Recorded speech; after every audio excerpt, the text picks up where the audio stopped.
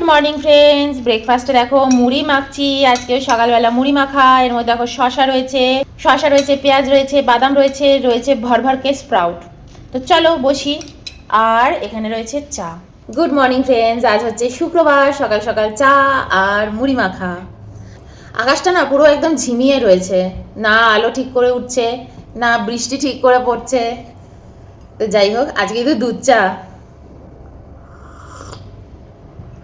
তখন বসে বসে দুজনে বক বক করলাম। চাটা একটু ঠান্ডা হয়ে গেছে, হালকা হালকা ঠান্ডা হয়েছে। চাটা আগে মুখে দিই, তার সাথে আজকে বিস্কিট নেব। আজ হচ্ছে এই বিস্কিট। এটা দারুণ খেতে, এই বিস্কিটটা। এটা কি যেন ব্র্যান্ডের ভুলে গেছি, দারুণ খেতে এটা। আমার খুব ভালো লেগেছে। কালকে লিকার চা দিয়ে খাচ্ছিলাম।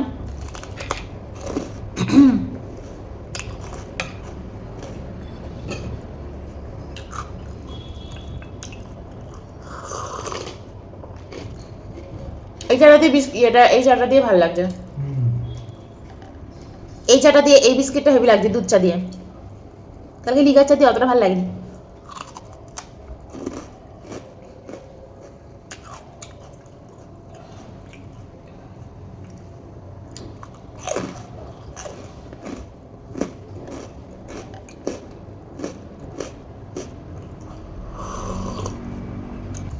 ছোটবেলায় আমার সকালবেলার ব্রেকফাস্ট বেশিরভাগ সময় এরকম চাই থাকতো।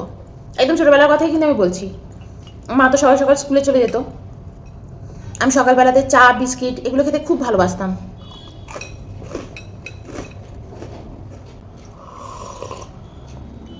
আমি ছোটবেলা থেকে মানে অনেক যখন ছোট একদমই মানে কত বলবো 2 বছর বয়স, কিছু বুঝতেও শিখিনি, তখন থেকে কিন্তু আমার বাবা পাটনায় চাকরি পেয়ে গেছেন, পাটনায় চলে গেছেন। তো বাড়িতে আমি আয়ের হাতেই মানুষ হচ্ছিলাম সেই সময়, কিন্তু থাকতাম দাদু ঠাকুমার বাড়িতে। তো ওখানে মায়েরও স্কুল থাকতো, সকাল সকাল মায়ের স্কুল থাকতো। বাড়িতে দেখাশোনার লোক বলতে ওই আয়া, ঠাকুমা, পিসি, কাকা। আদর করার সময় খুব আদর করে যেত, কিন্তু দেখাশোনা করতো না তারা, তখন অন্যের বাচ্চা।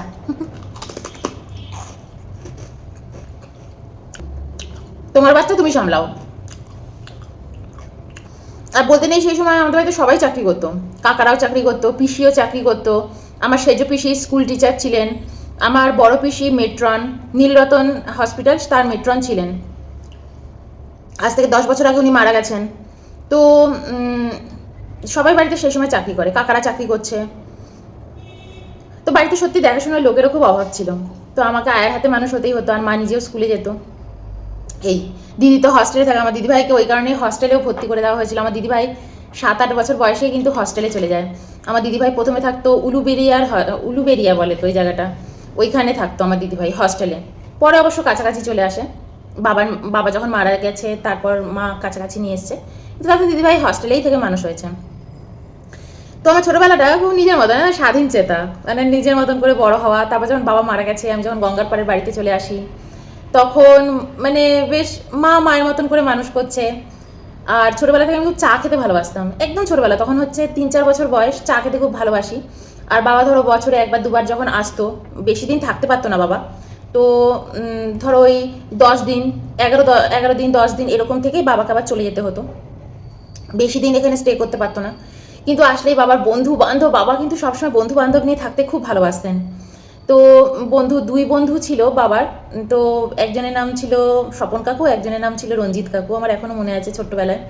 তো তারা খুব আসতো, তাদের ফ্যামিলি নিয়ে আসতো, তাদেরও ছেলে মেয়ে ছিল, ওয়াইফ, তারা সবাই আসতো আমাদের বাড়িতে। তাদের যখনই চা দেওয়া হতো, আমি সবসময় মাকে বলতাম আমাকেও চা দাও। আর আমি কখনোই মানে হেলথ ড্রিঙ্কস যেগুলো হরলিক্স বলো, কমপ্লান বলো, সেগুলো তো সেই সময় একদম খুব খাওয়ানো হতো না বাচ্চাদের। আমি তার ধারে কাছেই নই, মানে যেতামই না। তো যখনই আমি বলতাম, বাড়িতে কেউ আসতো, আমিও চা খাবো, একটু বায়নাক্কা ছিল আমার। তো মা সেই সময় চা দিত, মানে চায়ের মধ্যে হরলিক্স গুলে আমাকে দিয়ে দিত। তো একদিন বাড়িতে বাবার সব বন্ধু এসছে, আমি মায়ের কাছে বায়না করেছি চা খাবো। তো মা একটা কাপের মধ্যে ঢেলে আমাকে চা দিয়েছে।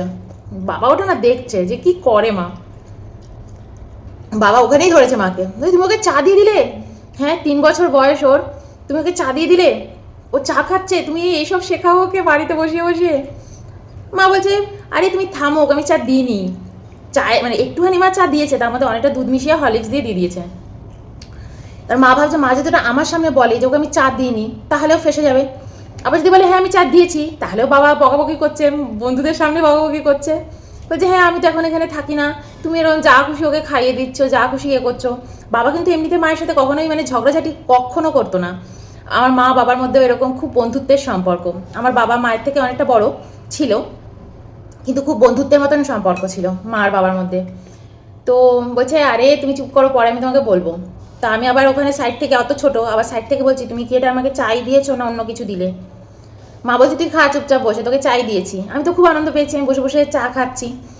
তো আমি ছোটোবেলা থেকে খুব এরকম চা খেতে খুব ভালোবাসি, অন্য কিছু খাই না খাই, চা খেতে ভালোবাসি।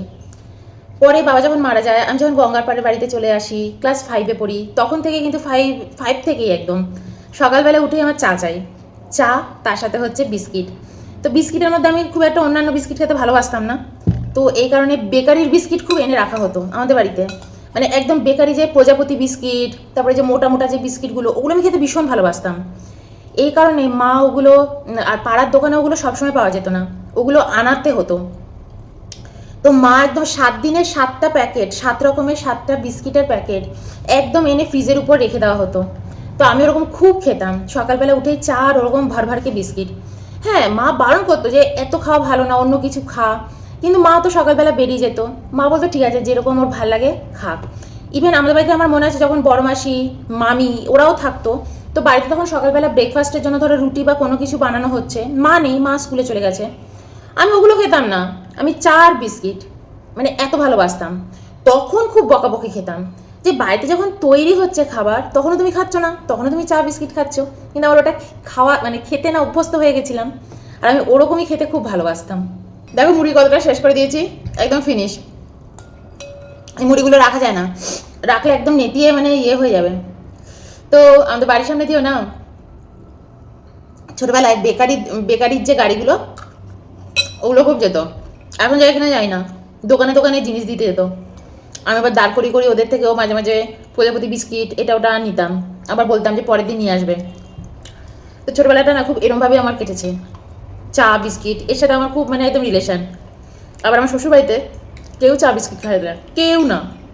অয়নদের বাড়িতে অয়নের পিসিরা খায়, তারা তো অন্যান্য সংসারে তারা চলে গেছে, তো তারা তাদের সংসারে গিয়ে চাটা খায়।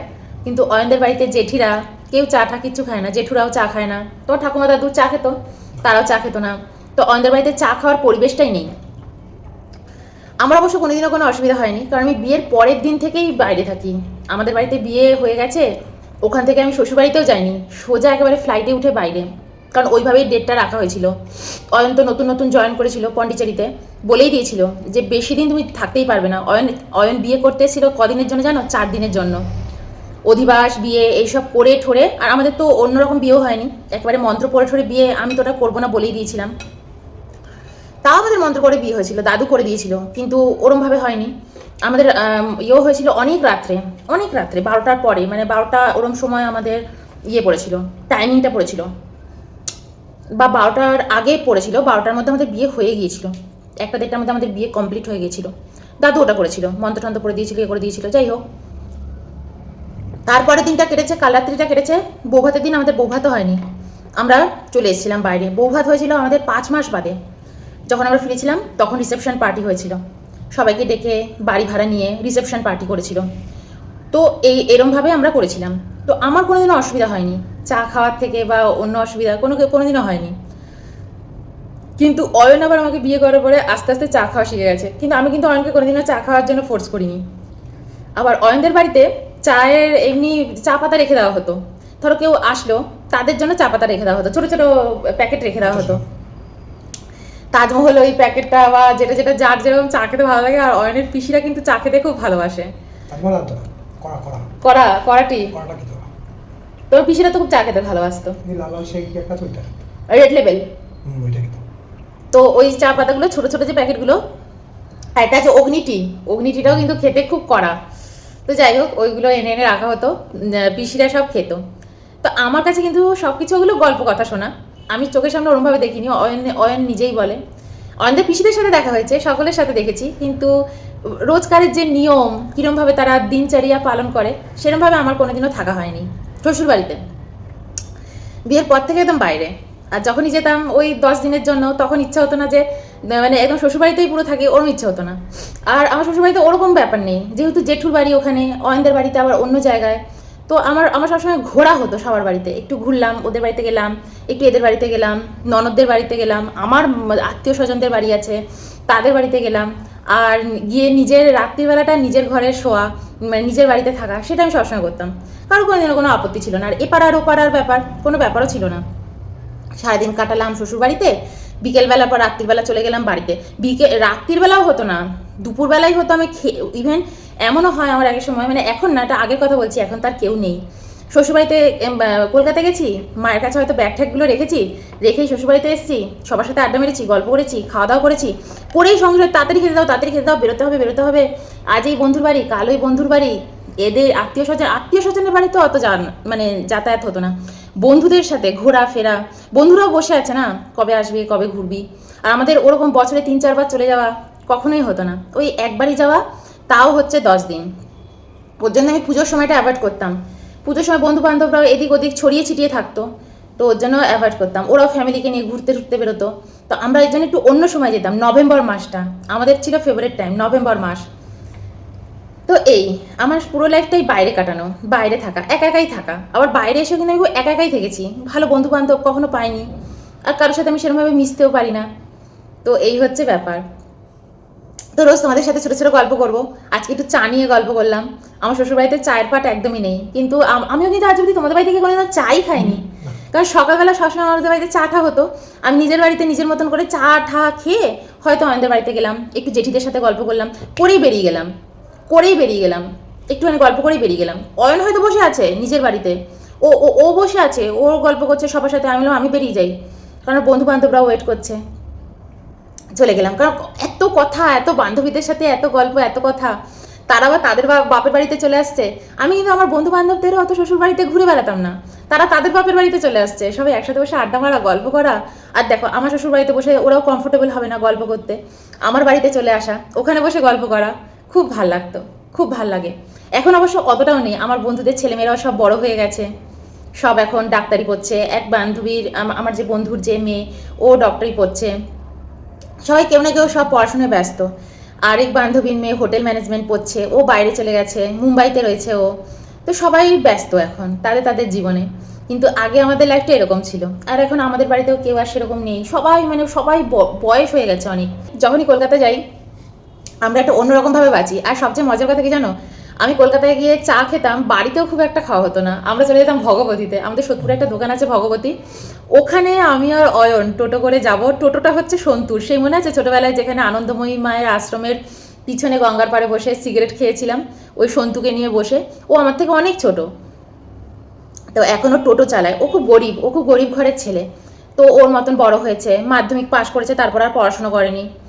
তো ওর একটা নিজের টোটো রয়েছে, তো আমরা যখনই যাই ও টোটোতে করে ঘুরতে বেরোই। সন্তু সকালবেলা আসবে কিন্তু 7টার সময়, ও একদম রেডি থাকে, আমার বাড়ির সামনেই তো। ইভেন আমাদের বাড়ি থেকে একটু এগিয়ে গিয়েই, মানে রাস্তার শেষেই ওর টোটোটাও ওখানেই দাঁড়িয়ে থাকে। টুবাইদি চল, সকাল হয়ে গেছে, 7টা বেজে গেছে, চল আমরা সব ভগবতীতে যাই। মানে তুইও কিছু খাসনি তো, সব ওখানে গিয়েই চা খাওয়া, তারপর ওখানে গিয়েই তোমার কচুরি খাওয়া। তাই সময় বাড়িতেও বলি মা নিয়ে আসবো কচুরি টচুরি, মা একদম বাইরের খাবার প্রেফার করে না। তো মা বলে না বাইরের খাবার আনিস না, আমি খাবো না, আমরা খাবো না। তো এই এই হচ্ছে আমাদের লাইফের গল্প চা নিয়ে। আজকে একটু চা নিয়ে গল্প করলাম, পরের দিন আবার অন্য কিছু নিয়ে গল্প করবো। চলো বাই।